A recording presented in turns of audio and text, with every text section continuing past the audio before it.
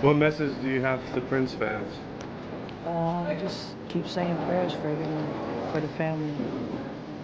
There was no sign of this. This is just...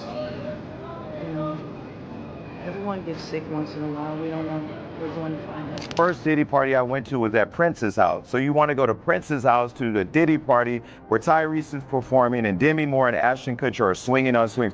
That is what's happening on the other side of the wall. And so the one thing that makes this party different than a Jamie Foxx party or any other celebrity party that wrangles a bunch of young women or guys or whatever too, is that Diddy didn't let you bring your security in the party. The courtroom was on edge. Sheila E took center stage with a personal confession from Prince nobody foresaw, and then Diddy's response caused shockwaves throughout the room. Here's what happened. Sheila E is not any name associated with Prince. She is one of the handful of individuals who really knew him as a person and an artist. Their connection went beyond just working together. Sheila was not simply making music alongside him. She was living a life with him that was comprised of creative peaks, intimate dialogue, and personal revelations. She became part of Prince's innermost circle, a luxury for someone as protective as he was. And keep in mind, Prince was not only choosy about his music. In her final day on the stand, Cassie Ventura spoke again about the day Combs brutally beat her in a hotel hallway in 2016. Ventura, who is potentially days away from giving birth, testifying that Combs was blackout at the time of the assault from drugs and alcohol. At one point, reading a text she sent him after the violent attack. "I am not a rag doll. I am someone's child." Following 20 hours of testimony this week, her attorney Douglas Wigdor speaking outside the courthouse, reading a statement from Ventura. "I hope that my testimony has given strength and a voice to other survivors and can help others who have suffered to speak up and also heal from abuse and fear." He was choosy about people. If he let you in close, it was not an accident. Their bond was not simply palpable behind closed doors. It played out for the entire world to see. Sheila E collaborated with Prince on some of his most legendary music, from their chart topper, A Love Wizard, to her unforgettable stage performances on his tours. He did not simply spot feature her as a singer or a drummer. He promoted her to the status of co-star. Prince trusted Sheila to represent his vision, and in a lot of ways co-created. She had this ability to match his energy on stage, seamlessly fit into his offbeat and electrifying world, and beyond the realm of music, she was always in his company at functions, as if they shared an unspoken understanding that didn't require public definition. But here's where some eyebrows begin to lift. Why reveal Sheila E's so-called words from Prince now? That's the question her doubters have asked. And it's a legitimate one. Prince died years ago, and during all of that time, Sheila has talked freely about their friendship, their passion for music, and their mutual recollections. So why wait? Why release something this incendiary in the midst of a courtroom meltdown involving? Today's cross-examination focusing heavily on Ventura's allegation that Combs raped her in 2018 after they had ended their relationship, which he denies. The defense showing text messages between the former couple the day after the alleged rape, including one in which Ventura sent a heart emoji to Combs. Combs' team also trying to poke holes in Ventura's timeline. That is not the gotcha moment that defense attorneys think it is. I mean, at the end of the day, witnesses are not great on specific dates, particularly when they go back years ago. The defense also pointing to a text exchange between Ventura and Combs from 2012, in which she wrote, "I don't want to freak off for the last time. I want it to be the first time for the rest of our lives." At times today, the defense appeared to struggle to maintain momentum, facing frequent objections by prosecutors and regularly stopping Ventura's questioning to whisper together. Combs appeared to be actively involved, passing his lawyers notes. In a striking exchange with Combs' lawyers, Ventura saying, "Despite it all, I don't hate him. I have love for the past and what it was." We also saw musician Dawn Richard take the stand. She said that she witnessed Combs be violent with Ventura over the course of their relationship. I just want to remind everyone that Combs denies all of the allegations against him. Back to you. Diddy, of all individuals, for some the timing is a little too pat, perhaps too deliberate. Is this a matter of loyalty to Prince, or is there some other agenda at stake? Critics have wondered about how personal testimony such as this can influence public opinion in ways that occasionally hijack fact. Still, Sheila's credibility cannot simply be discredited on account of the timing. Over the years, her observations regarding Prince have frequently been consistent, and supported by their mutual experience, the two weren't merely collaborators.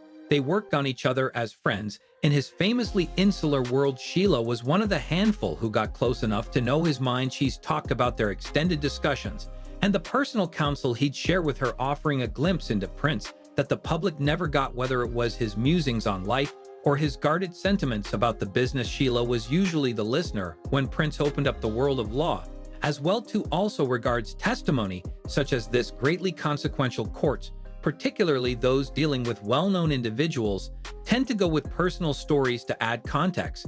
And when someone as intimate as Sheila E describes a discussion with someone as iconic as Prince, that holds merit. But the kicker to this is the material of her testimony. It wasn't broad or vague. It was detailed. She alleges that Prince said something specifically about Diddy. If Sheila E is telling the truth, Prince didn't leave us music and memories.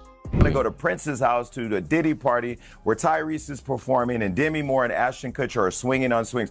That is what's happening on the other side of the wall. And so the one thing that makes this party different than a Jamie Foxx party or any other celebrity party that wrangles a bunch of young women or guys or whatever too, is that Diddy didn't let you bring your security in the party. But here's the twist. What if Prince had the cameras rolling the whole time? He was known for being private, calculated, and always in control. So what if he had incriminating footage and that's why he never attended the parties? Well, some folks definitely believe he may have kept the footage or even handed it over to someone before he passed. And now whispers are growing that his name could come up in court. Child, this trial is about to be one for the books, and I'm here for all of it. Okay, of course we already have a few names that came up during the jury selection, and some of them are people we never really expected to make the cut, like Michelle Williams, Robert Downey Jr., Mike Myers, and Lauren London. But then there are names we definitely expected to come up, like Cassie, who filed the first lawsuit. Remember, Cassie said in her lawsuit that a lot of things that happened to her were witnessed by Diddy's staff and employees of Bad Boy Entertainment and Diddy's related businesses, but no one dared to speak up. In fact, these assistants were the ones tasked with the responsibility of taking gifts to Cassie after a DV incident. And Cassie even said in the lawsuit that the assistants were also the ones who would help to set up the freak-offs where everything took place, including by setting up the hotel suites with baby oil and Astroglide. Cassie even said in the lawsuit that after one of the incidents, Diddy's head of security and assistant saw her and they both began to cry. So we expect a lot of these staff members to be summoned. Anywho, Harve Pierre, who was implicated in a lawsuit against Diddy filed by a Jane Doe, also made the cut. She claimed Harve Pierre convinced her to fly from Detroit to New Jersey, where she was allegedly SA'd by him and Diddy. Other than Harve, Young Miami, who was on Diddy's payroll and was allegedly even a transporter of substances, was also mentioned in the jury selection process. Someone else on the list is Dallas Austin. And all I could gather is that the producer was a childhood friend of Kim Porter, Diddy's late wife, who became a point of conversation as people speculated if Diddy had something to do with her sudden death. There's also Lorianne Gibson, who filed a complaint about Diddy to the police back in 2007, claiming Diddy picked up a chair, threatening her on the set of MTV's Making the Band. Aubrey O'Day was also mentioned, but she has been outspoken in her support for Cassie going public with her allegations against Diddy. And she also accused him of making his own inappropriate advances towards her. Former Danity Kane member Dawn Richard also made the cut, but we also know that she previously sued Diddy, accusing him of SA. The suit accused Diddy of beginning his alleged tirade when she began filming MTV's Making the Band. Yo, what? Yo, how many? Well, they said it's mad lawsuits and this is all these people gonna be on the stand. Yo, He left us opinions, perhaps, which would still ring out today, opinions connected to the very man currently seated at the epicenter of this storm in the courtroom.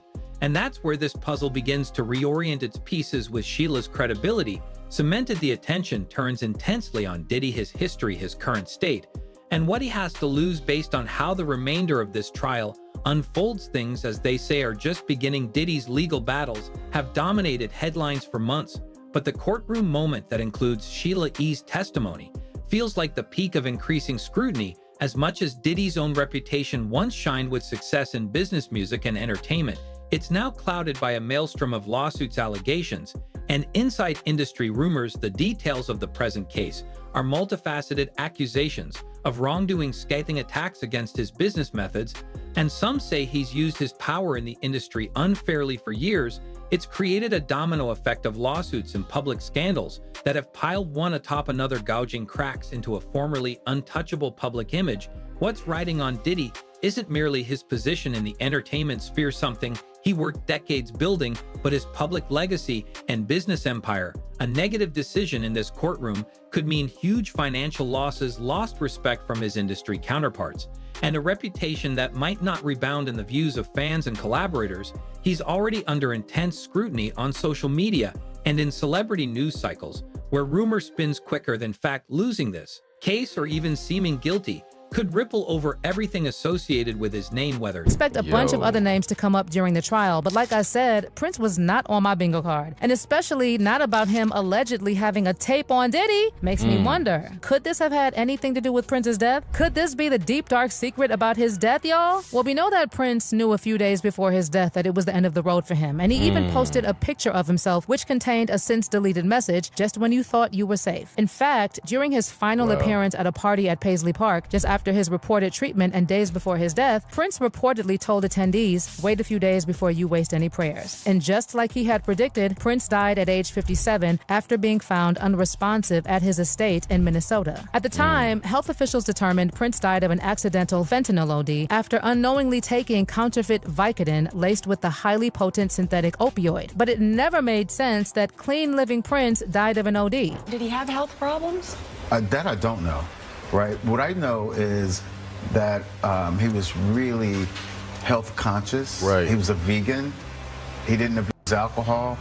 I didn't know of him abusing drugs. He worked out, so, that also really concerned me, because it made me think that, wow, so you mean you do all these things to take care of yourself and you die so young? So the thing about Prince is that he fought with people a lot before he died, especially over ownership of and control over his music. He waged a career-long battle against any company that he felt stood in the way of artists' rights and money. And allegedly, he paid the ultimate price for that: death. Whether Warner Brothers was involved or not with having him unalived is still up for debate. But a lot of his fans definitely think that they were involved in his death. See, he was signed to Warner Music in 1977 when he was just 18. And even though the album he released between 1978 and 1981 did not do that well, he was kept on the label, as he was regarded as a musician that reflected well on Warner, which at the time was a company that appeared to invest long-term in serious talent. In 1982, 1 year after MTV launched, Prince released more music, and he went top 10 in the US for the first time, and became part of a new breed of musicians who understood the power of the music video as a way to market an artist and build their own iconography and mythology. At this point, fans were copying his look, and by 1984, with the release of Purple Rain, he was arguably the biggest and certainly the most exciting pop star on the planet. But it reached a point where Prince didn't like how Warner owned and controlled his name, as well as any music released under that name. He even dramatically changed his name to that of a symbol and was referred to as Symbol, Squiggle, or the artist formerly known as Prince. And he was actually pretty vocal about what was happening. It's his firm's brand alliances or his legendary status as a hip-hop tycoon within the courtroom. The tension is palpable, and Diddy himself has emerged as one of the most watched figures at the trial. Eyewitness accounts from the press portray a man under huge stress, his characteristic swagger, a signature move toned down for a calmer, quieter presence that verges on the nervous. There have been times when his composure seems to slip during cross-examinations. For instance, some press reports saw him clinging to the sides of his chair or rubbing his temples, his frustration barely contained. At one point, one of the opposing party's witnesses produced incriminating evidence, and those present recount Diddy's clenched jaw and furtive sidelong glances spoke volumes. Observers have also homed in on his responses, carefully treating them like pieces of a puzzle that could suggest how confident or desperate he is about the case's direction. It's not just his lawyers in the spotlight, it's him. Speculation about his mood and mannerisms has filled the celebrity blogosphere. People are analyzing not only the facts but Diddy's body language, such as when he allegedly rolled his eyes and shrugged at a series of questions that he clearly wished to rebuff. Moments like those only fuel public interest in whether his calm is fraying at the edges under pressure of what's on the line. And then there's the wild card. Sheila E's testimony early in the trial. Sources close to the case hinted that she might say something explosive, a piece of information related to the one man who always seemed above reproach, Prince. By the time whispers of her testifying turned into reality, the courtroom hummed with excitement, with the words of a late legend, conveyed through someone who arguably knew him best, completely shattered Diddy's defense. That's what people are now wondering, and there's dark fascination with how much damage her testimony could inflict when Sheila E. finally did testify. It was no ordinary moment. Her name alone carried gravity to the proceedings. It's been extremely challenging, but also remarkably empowering and healing for me. I hope that my testimony has given strength and a voice to other survivors and can help others who have suffered to speak up and also heal from abuse and fear. For me, the more I heal, the more I can remember. And the more I can remember, the more I will never forget. But it was the notion of her testifying on behalf of Prince that chilled the room. This wasn't merely some gratuitous remark from an outsider. It was personal, it was unexpected, and it was perhaps ruinous. By now the stage was set in full, the stakes looming high, and all attention focused on one telling question: what was Sheila going to disclose, and how would it hit Diddy? The second half of the trial was about to leave everyone in awe. The room fell silent as Sheila E. took the stand, her posture calm but measured. All eyes were on her. The significance of what she was about to say wasn't lost on anyone. This wasn't just a star testifying. It was someone stepping forward with words allegedly from Prince himself. Reporters scribbled furiously in their notebooks, and several people in the gallery leaned forward, straining to catch every word. Even the judge seemed unusually attentive, as if anticipating the gravity of what was coming next. There was a collective sense in the air that this wasn't just another routine testimony. The atmosphere was electric with expectation. Sheila began with a slow, deliberate cadence of someone revisiting something deeply personal yet weighty enough to matter. In this courtroom, she talked about her bond with Prince, reiterating just how private he was as a person and how fiercely he guarded his thoughts. She was careful, though pausing in moments to collect herself, a sign that this wasn't easy for her to share. And then she pivoted to the part everyone had been waiting for: the words Prince allegedly confided to her about Diddy. For a figure like Prince, known for being deeply protective of his artistic vision and legacy, saying anything about his peers or competitors wasn't something. But here's a twist. What if Prince had the cameras rolling the whole time? He was known for being private, calculated, and always in control. So what if he had incriminating footage and that's why he never attended the parties? Well, some folks definitely believe he may have kept the footage or even handed it over to someone before he passed. And now whispers are growing that his name could come up in court. Child, this trial is about to be one for the books, and I'm here for all of it. He did lightly. His reputation was built on both mystery and genius. Sheila explained that in one of their final conversations, Prince opened up in a way that caught even her off guard. While she didn't specify the exact context at first, she hinted at disapproval, saying that he had strong feelings about the direction the music industry was heading and certain individuals he believed were responsible for that decline. It was clear even before she spoke a single name that the courtroom was holding its collective breath. As Sheila recalled those exact words, her voice trembled, not with nerves, but with a sense of emotional weight. "He told me watch people like him," she said as the room froze. She didn't have to clarify who him was. By that point, the implication was loud and clear. Diddy, sitting just feet away from her, shifted uncomfortably in his chair. Murmurs rippled through the audience, though they quickly hushed as she continued, saying Prince warned against the kind of influence that prioritized profit over true artistry. He allegedly described it as a poison to music and expressed concern about how that approach could taint the very foundation artists like him had tried to build. Sheila's delivery wasn't theatrical, it was methodical, almost intimate. It felt less like a statement and more like she was recounting a conversation that had lingered in her mind long after it happened.